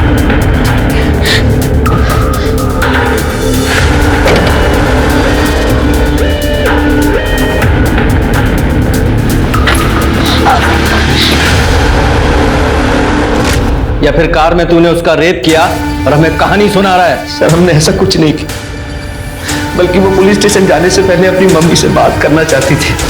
उसने हमसे यह भी कहा कि वो फोन करके मम्मी को बुला रही है पुलिस स्टेशन। हमने तो खुद अपना फोन उसको दिया था बात करने के लिए। सूरज, हेलो हेलो हेलो माँ, मम्मी, हेलो। हम सच कह रहे सर। अच्छा, तो सुरीली के पुलिस स्टेशन में एंट्री करने तक तू वहीं रुका था? जी सर, हम वहीं थे। झूठ बोलता है। सुरीली कभी यहां पहुंची ही नहीं, उससे पहले उसका मर्डर हो गया और वो तूने किया है। जब तुझे लगा सर हमने तो उसे हाथ तक नहीं लगाया। वो ट्रक ड्राइवर और उसके दोस्तों ने उसके साथ बलात्कार किया, ऐसा उसने खुद हमसे कहा। सर हमने कुछ नहीं किया सर। तेरी इस कहानी का सच तो हम पता लगा ही लेंगे। लेके जाओ उसे अंदर डालो। इस सुरीली के नाखूनों में जो स्किन के ट्रेसेस मिले हैं, इस गिरीश के डीएनए से मैच कराओ।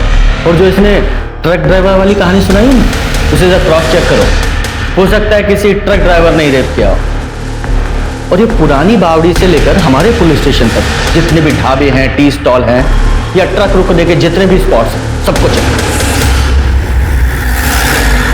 साहब पुरानी बावड़ी से लेकर के ये कोतवाली के बीच में इकलौती हमारी यही चाय की दुकान है। जो लोकल ड्राइवर हैं साहब, वो अक्सर चाय पानी पीने के लिए यहाँ आते रहते हैं। 5 की रात या 6 की सुबह यहाँ किस किस की ट्रक रुकी थी, कुछ बता सकते हैं? साहब उस रात को तो हाँ कोई 2-3 ट्रक थे साहब। उस रात यहाँ किसी लड़की को देखे थे 15-16 साल की? लड़की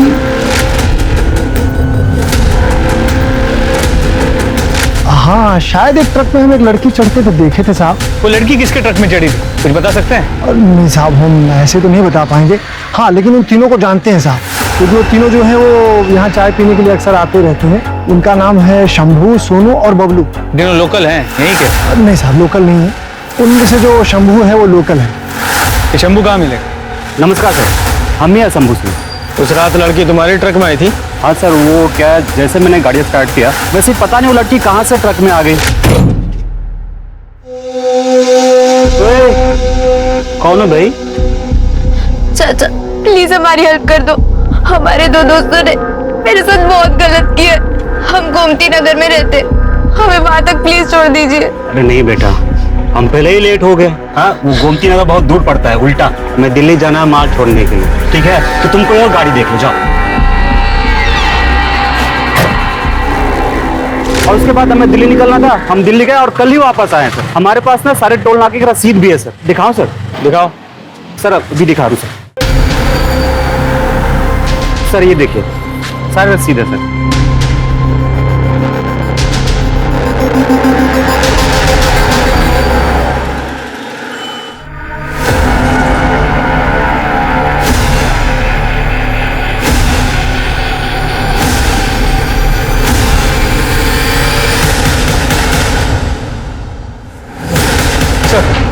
सर सुरीली के नाखूनों में मुझे स्किन के ट्रेसेस मिले। वो अमित, पंकज, गिरीश या शंभू किसी से मेल नहीं करते। और शंभू के बयान को भी वेरीफाई किया, वो सच कह रहा है। वो उस रात सच में दिल्ली गया और उसी रूट से गया था जो उसने बताया। तो उस रूट पे जितने भी टोल नाके, उनके सीसीटीवी कैमरा में उसकी गाड़ी दिखाई दी है। लेकिन असली सवाल तो वही का वही है कि वो तीसरा रेपिस्ट कौन है जिसने कॉन्डोम पहनकर सुरीली का रेप किया और उसका मर्डर कर दिया। और ये तीसरा रेपिस्ट गिरीश हो सकता है, जैसा कि उसकी बीवी ने उसके कैरेक्टर के बारे में बताया। हम नहीं करवाएंगे तुम्हारी जमानत और ना ही किसी को करवाने देंगे। तुम्हारी असली जगह नहीं सलाखों के पीछे ही है। झूठ बोला हमसे, ओवर टाइम का बहाना बनाकर। उस रात में तुमने यही किया ना उस बच्ची के साथ? हमने कुछ नहीं किया। और वो थाने के बाहर भी मौजूद था। और इसके अलावा ये सुरीली की मां सरोज वो भी थाने के बाहर मौजूद थी। ऐसा हो सकता है कि सुरीली का रेप होने के बाद वो गिरीश के पास से भागी और अपनी मां के पास आकर मिली जब वो कंप्लेन लिखाने थाने में आ रही थी। सूरज,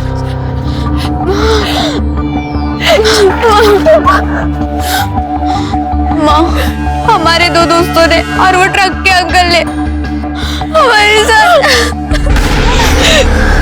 इन्हीं सबसे तो बचाना चाहते थे हम तुझको, लेकिन आज तेरे साथ ये क्या फायदा हुआ हमारा जिंदगी भर इतना तकलीफ सहने का, जब यही अंजाम होना था। तो हम दुनिया को कैसे मुंह दिखाएंगे हम? सर जो बातें इस केस में सामने आई ऐसा हो भी सकता है। शर्मा, ये सुरीली के नाखूनों में जो स्किन के ट्रेसेस मिले हैं, ये सरोज के डीएनए से मैच करा के देख। सर धीरज दिल्ली में मिल गया है। लोकल पुलिस उसे लेकर आती है, शाम तक पहुंच जाएंगे। धीरज बेटा, 5 जनवरी की रात को क्या क्या हुआ था पूरी डिटेल्स बताओ, सब कुछ। हम अपनी सौतेली माँ से परेशान हो गए थे, इसलिए हमने भागने का प्लान किया। और उस दिन जब हम मंडी गए, शंभू ट्रक ड्राइवर को हमने किसी से बात करते हुए सुना था दिल्ली जा रहे हैं कि वो उस रात सामान की डिलीवरी के लिए दिल्ली जाने वाला है। तो तुम उस ट्रक में गए थे? नहीं, उस दिन हम घर से निकलने में देर हो गई थी और जब हम मंडी पहुंचे शंभू ट्रक ड्राइवर वहां से चला गया था, इसलिए हमने दूसरी ट्रक पकड़ ली। हाँ, हमने पता किया, तुम्हें 6 तारीख की सुबह 5 बजे लाल चौक से किसी दूसरे ट्रक ने पिक किया था, लेकिन तुम तो घर से 5 जनवरी की रात 11 बजे घर से निकले थे। फिर उन 6 घंटों में तुमने क्या किया? हमारे पास पैसे नहीं थे, इसलिए हम जुगाड़ में लग गए थे ट्रक ढूंढने के। और फिर चलते चलते हम लाल चौक पहुंचे, वहां से हमने दूसरी ट्रक पकड़ी।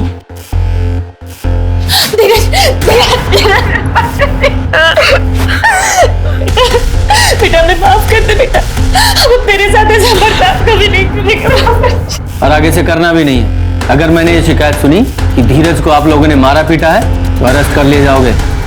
जी सर, अब आप धीरज को घर ले जा सकते। अभी नहीं, अभी इसका मेडिकल होगा। तू जा।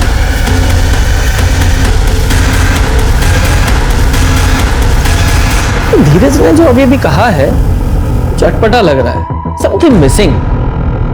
शर्मा, सुरीले के नाखूनों में जो स्किन के ट्रेसेस मिले ना, इस धीरज के डीएनए से जरा मैच कराओ। और इसने जो वो ट्रक ड्राइवर वाली स्टोरी सुनाई ना, उसे भी क्रॉस चेक करो। जी सर।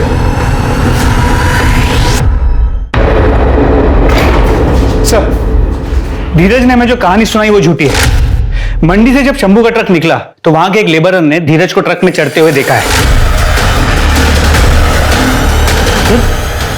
सर, जैसे शंभू ने बताया, वो गोडाउन से माल भरने के बाद करीब 1 बजे हाईवे की तरफ निकला। 1:30 बजे वो ढाबे पे पहुंचे, तो 1:45 बजे सुरीली को मना करने के बाद वो वहां से निकला। तो सर, इस पूरे वक्त धीरज वहां ट्रक में ही था। तो उसने हमें जो कहानी सुनाई लाल चौक तक चल के जाने और वहां से दूसरा ट्रक पकड़ के दिल्ली जाने की, पूरी तरह झूठी। Sir DNA report.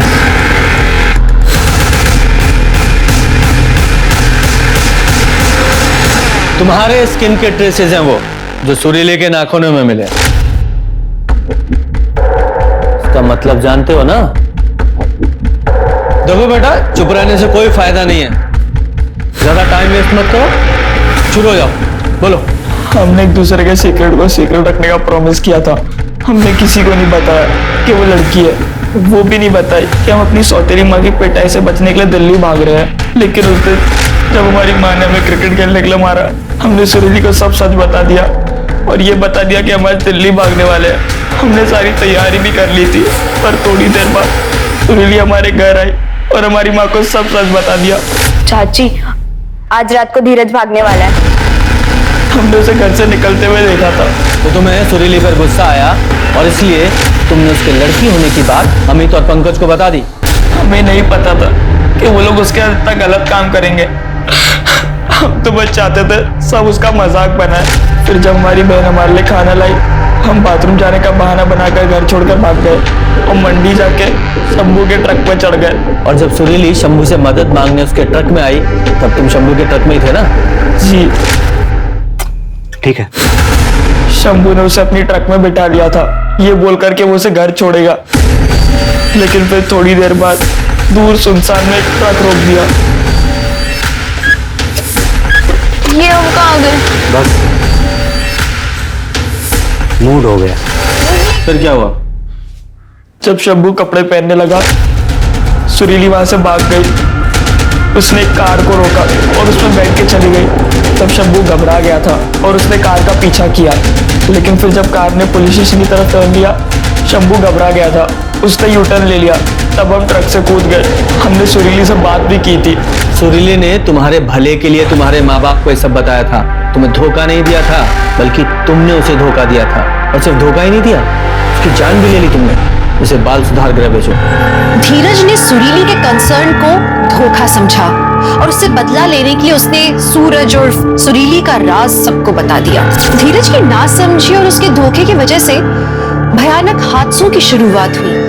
सुरीली का गैंगरेप हुआ, उसका मर्डर हुआ। धीरज के बयान के बाद पुलिस ने शंभू को पकड़ा जिसने सुरीली के साथ हुए रेप को कबूल किया, और गिरीश जिसने सुरीली की मदद की थी, पुलिस ने उससे माफी मांगी।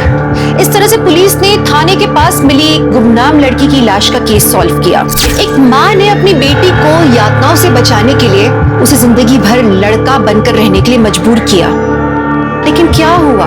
उसका भी क्या हश्र था?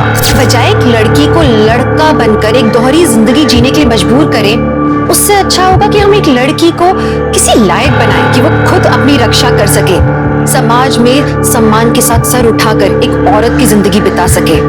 हम खुद अपनी बेटियों को सशक्त कर सकते हैं और हमें करना चाहिए, ना कि डर की जिंदगी बितानी चाहिए। अपने घर के बेटों को जरूर ये सिखाना चाहिए कि हर औरत का सम्मान जरूरी है, और ये कि हर लड़की और लड़का आज एक समान एक स्तर पर है। तो एक संतुलित समाज की आशा करते हुए मैं दिव्यांका त्रिपाठी दहिया अब आपसे लेती हूँ विदा, लेकिन मिलूंगी आपसे फिर एक नए एपिसोड के साथ। देखते रहिए क्राइम पेट्रोल सतर्क, विमेन अगेंस्ट क्राइम। एक औरत पर वार, अब हर औरत का भार। जय हिंद। क्राइम पेट्रोल के और भी दिलचस्प कहानी देखने के लिए हमारे चैनल को सब्सक्राइब करें और बेल आइकॉन दबाना न भूलें।